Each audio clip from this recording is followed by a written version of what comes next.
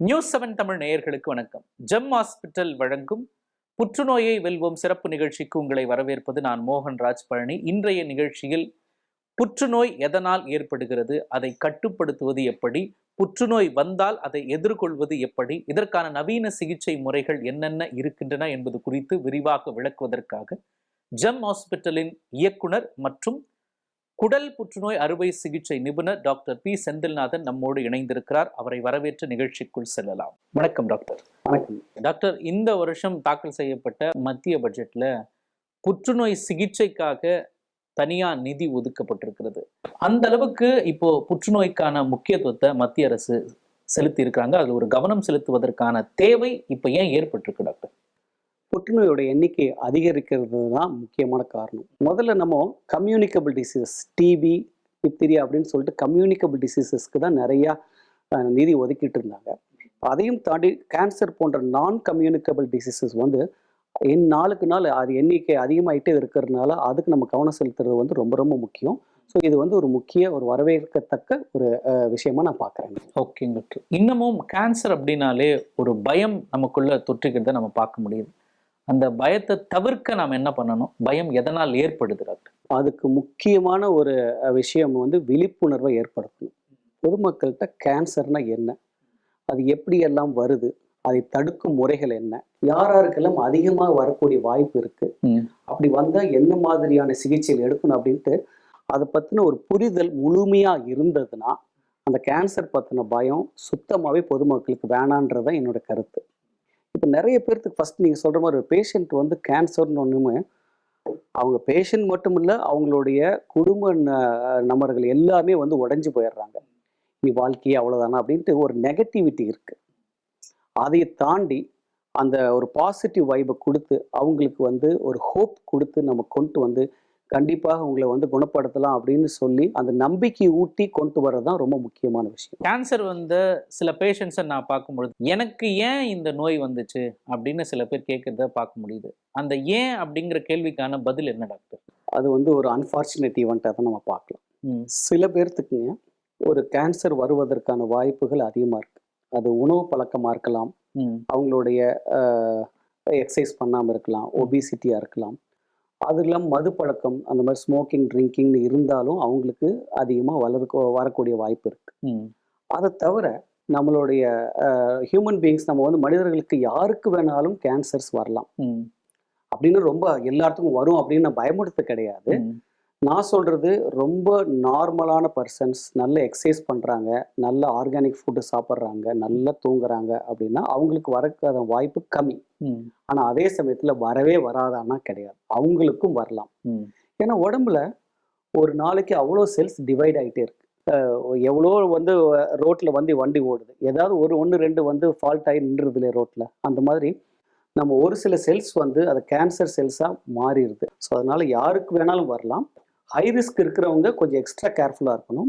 அதே சமயத்தில் நார்மலாக ரொம்ப ஹெல்த்தியாக லைஃப் இருக்கிறவங்களும் நம்ம கேன்சர் வராதுன்ற ஒரு மெத்தனை போக்கு இருக்காமல் ஆரம்பத்தில் ஏதாவது அறிகுறி இருந்ததுன்னா இமீடியட்டாக டாக்டர் பார்த்து அதை கிளாரிஃபை பண்ணிக்கிறது இந்த காலத்தில் ரொம்ப நல்லது.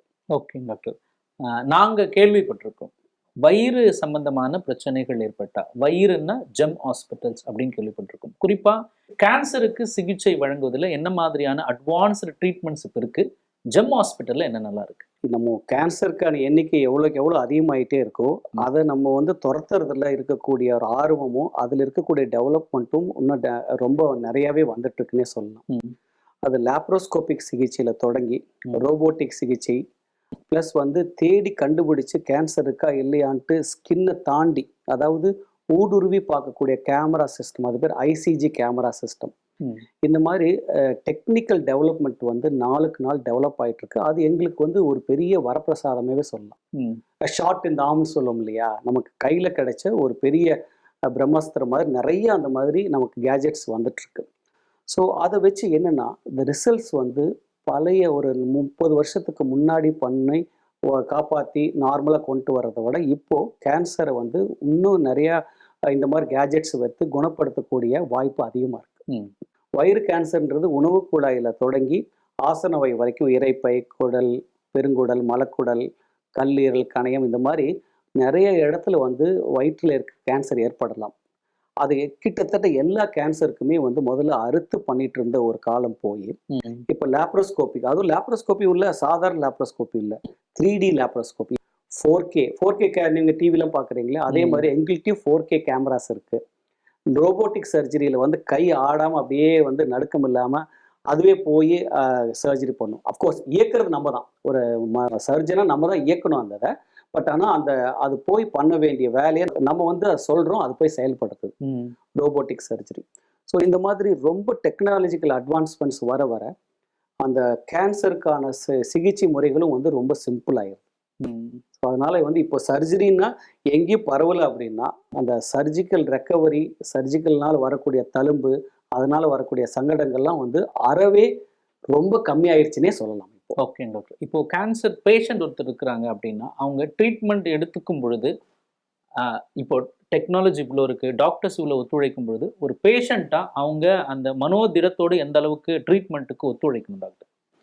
ரொம்ப முக்கியம். அது வந்து ஃபுல்லாக கோஆப்ரேட் பண்ணினா தான் நம்மளால வந்து நினைச்ச அந்த ரிசல்ட்டை கொண்டு வர முடியும். எந்தெந்த வகையில் அவங்க கோஆப்ரேட் பண்ணணும் டாக்டர்?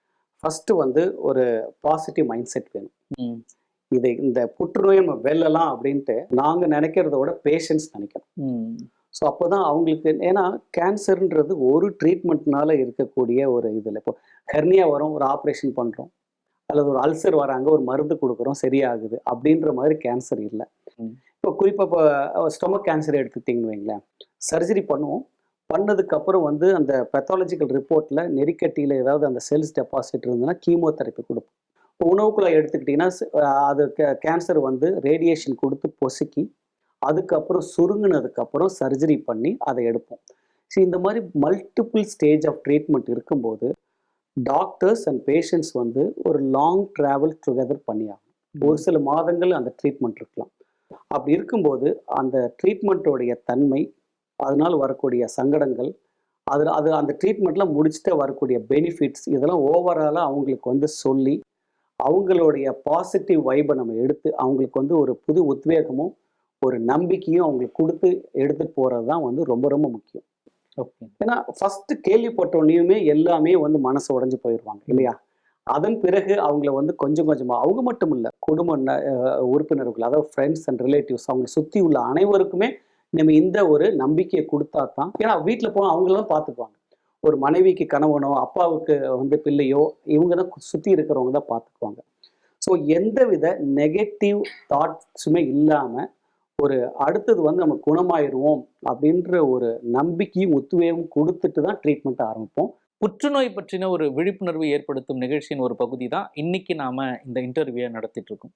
அந்த மாதிரி வேறு என்னென்ன விழிப்புணர்வு நிகழ்ச்சிகளை ஜெம் ஹாஸ்பிட்டல் நடத்திட்டு வருது டாக்டர்? ஆஸ் அ கேன்சர் ஸ்பெஷலிஸ்டா என்னுடைய ஒரு கடமைன்னு வந்து நான் என்கிட்ட வர்ற பேஷண்ட்டை ட்ரீட் பண்ணி அனுப்புறதோட மட்டுமே அது முடிஞ்சு போகிறதில்ல. நம்ம சொசைட்டியில் கேன்சர் பற்றின அவேர்னஸ் எல்லாம் கொண்டு போய் சேர்க்கணும் அப்படின்றது தான் வந்து என்னுடைய முக்கியமான ஒரு விஷயமா நான் பார்க்குறேன். ஏன்னா நிறைய பேர்த்துக்கு கேன்சர் பற்றின புரிதல் இல்லை, டிலே ஆகி வராங்க. நமக்கு ரொம்ப மனசு கஷ்டமா இருக்கும். பேஷண்ட் ரிசல்ட்டும் மாறுது. நம்மளும் இந்த மாதிரி ஒரு 2 மாதம் 3 மாதத்துக்கு முன்னாடி இவங்க அந்த சிம்டம்ஸ் எல்லாம் அலட்சியப்படுத்தாமல் இருந்தா, அப்போவே வந்திருந்தா இவங்கள ஸ்டேஜ் 3லேருந்து ஸ்டேஜ் 4க்கு போகாமல் காப்பாற்றிருக்கலாம் அப்படின்றது வந்து அடிக்கடி ஒவ்வொரு நாளும் நாங்கள் வந்து ஒரு வேதனைப்படுற ஒரு விஷயம். சீக்கிரமாகவே கண்டுபிடிச்சிருக்கலாம் அப்படின்ட்டு. ஸோ அதை வந்து பொதுமக்கள்கிட்ட எடுத்து சொல்லும் விதமாக ஒரு மாதத்துக்கு வந்து நம்ம ஜெம் மருத்துவமனையில் கேன்சர் பற்றின அவேர்னஸை கண்டிப்பாக நடத்தி அதை வந்து பொதுமக்களுக்கு எவ்வளோ தூரம் ஸ்ப்ரெட் பண்ண முடியுமோ முடிஞ்சதுன்னா அதுவே எங்களுக்கு ஒரு பெரிய வெற்றியாக பார்க்குறோம், ஒரு கடமையாகவும் பார்க்குறோம். ஸோ அப்படி இருக்கும்போது ஒரு 2-3 திட்டங்களை இந்த பிப்ரவரி மாதம் வந்து செயல்படுத்தலான் இருக்கிறோம். அதில் ஃபஸ்ட்டு முக்கியமான திட்டம் வந்து ஜெம் ஆன்கோ ஷீல்டு அப்படின்ற ஒரு திட்டம். அதாவது தலையிலிருந்து கால் வரைக்கும் என்னென்ன கேன்சர் வருவதற்கு வாய்ப்பு இருக்கோ அதெல்லாம் ஒரு பிளட் டெஸ்ட், ஸ்கேன், சில பயாப்சி, இந்த மாதிரி ஒரு காம்ப்ரஹென்சிவாக ஆண்களுக்கு தனியாக பெண்களுக்கு தனியாக ஒரு ஸ்க்ரீனிங் ப்ரோக்ராமை கொண்டு வந்து அதை வந்து யாரு வேணாலும் பயன்படுத்தலாம் அப்படின்ற ஒரு திட்டத்தை கொண்டு வந்திருக்கோம். இரண்டாவது, நேரடியாகவோ வர்ச்சுவலாகவோ அந்த எம்டிடின்னு சொல்லிட்டு எங்களுடைய மருத்துவ குழுவினர், மல்டி டிசிப்ளினரி கேன்சர் டீம் வந்து அந்த ஒரு யாருக்காவது அவங்களுக்கு ஒரு செகண்ட் ஒப்பீனியன் வேணும் அப்படின்னா, இப்போ ரொம்ப மதுரையில் இருக்கிறாங்க, ஒரு பாம்பேயில் இருக்கிறாங்க, அவங்களால வர முடியலன்னா அவங்க ரிப்போர்ட்ஸ் அனுப்பிச்சா நம்மளுடைய மருத்துவ குழு ஆராய்ந்து அதுக்கு அவங்களுக்கு ஃப்ரீயாகவே இந்த ஃபுல் மாதமும், இந்த பிப்ரவரி மாதம் முழுவதும் அவங்களுக்கு இந்த ட்ரீட்மெண்ட் தான் பெஸ்ட்டுன்னு ட்ரீட்மெண்ட் பரிந்துரையை வந்து நம்ம செய்யலான் இருக்கோம், ஒரு சேவையாக பண்ணலான் இருக்கிறோம். மூன்றாவது முக்கியமான விஷயம், கேன்சர்னால பாதிக்கப்பட்ட நோயாளிகளின் குடும்ப நபர்கள் இருக்கிறாங்க இல்லையா, யூஸ்வலாக இப்போ கோலன் கேன்சர், பேங்க்ரியாட்டிக் கேன்சர், அந்த மாதிரி கேன்சர் வந்ததுன்னா ஒரு நபருக்கு வந்ததுன்னா அவர்களுடைய பிள்ளைகளுக்கு வரக்கூடிய வாய்ப்பு சற்றே அதிகமாக இருக்கும். ஸோ அதனால கேன்சர்னால பாதிக்கப்பட்ட நோயாளிகளின் குடும்ப நபர்களுக்கு இங்கே வந்து ஸ்கிரீனிங் ப்ரோக்ராமை ஆரம்பிச்சிருக்கோம். இந்த மூணு திட்டங்களும் ஜெம் மருத்துவமனையில் இந்த பிப்ரவரி மாதம் ஃபுல்லாக பண்ணலான் இருக்கோம். பொதுமக்கள் நலன் கருதி செய்கிற ஒரு மிகப்பெரிய சேவையாக நான் பார்க்குறேன் டாக்டர். குறிப்பாக நிகழ்ச்சியோட நிறைவு கருத்தா, கேன்சர் அப்படின்னா ஒரு மனிதர் அதை எப்படி எதிர்கொள்ளணும், அதை எப்படி உள்வாங்கிக்கணும்? கேன்சர் வர்றதுக்கு முன்னாடியே என்னுடைய செய்தி வந்து அதை வந்து தடுக்கணும்.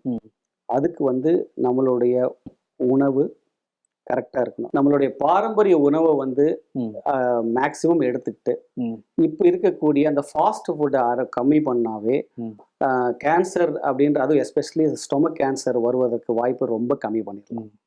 அடுத்தது வந்து உறக்கம். நல்ல ஒரு கிட்டத்தட்ட 7 மணி நேரம் 7.5 மணி நேரம் நல்ல நீண்டதொரு உறக்கம், அன்டிஸ்டர்ப்ட் ஸ்லீப்பாக இருக்கணும். அடுத்தது உடற்பயிற்சி. இது நம்ம வந்து சரியாக பண்ணி ஸ்ட்ரெஸ் எல்லாம் இல்லாமல் இருந்தோம் அப்படின்னா கூடிய வரைக்கும், அதாவது கேன்சர் அந்த ப்ரீ கேன்சரஸ் ரீஷனோ அல்லது வந்து கேன்சருக்கு அதிகமாக வரக்கூடிய ஹை ரிஸ்க் ஃபேக்டர்ஸ்லேருந்து நம்ம தவிர்க்கலாம். அதை தாண்டி கேன்சர் அப்படின்னு நம்ம வந்துருச்சு அப்படின்னா அது வந்து நம்ம ரொம்ப பதட்டப்படாமல் பக்குவப்பட்டு அதை ஃபுல்லாக உள்வாங்கி புரிஞ்சுக்கிட்டு அந்த ட்ரீட்மெண்ட்டை வந்து ஒரு நம்பிக்கையோடு எடுத்தோம் அப்படின்னா கண்டிப்பாக கேன்சரை வெல்லலாம். அதில் எந்த சந்தேகமும் இல்லை. புற்றுநோயை வெல்வோம். கண்டிப்பாக. அதுதான் இந்த செய்தி, முக்கியமான செய்தியாக நான் சொல்லலான் இருக்கேன். ஓகேங்க. புற்றுநோய் வராமல் தடுப்பது எப்படி, வந்தால் வெல்வது எப்படி என்பது குறித்த ஒரு மிக நீண்ட மருத்துவ ஆலோசனையை வழங்கியதற்காக நன்றி டாக்டர். நன்றி, வணக்கம். நேயர்களே, மீண்டும் மற்றொரு நிகழ்ச்சியில் சந்திக்கலாம். நன்றி, வணக்கம்.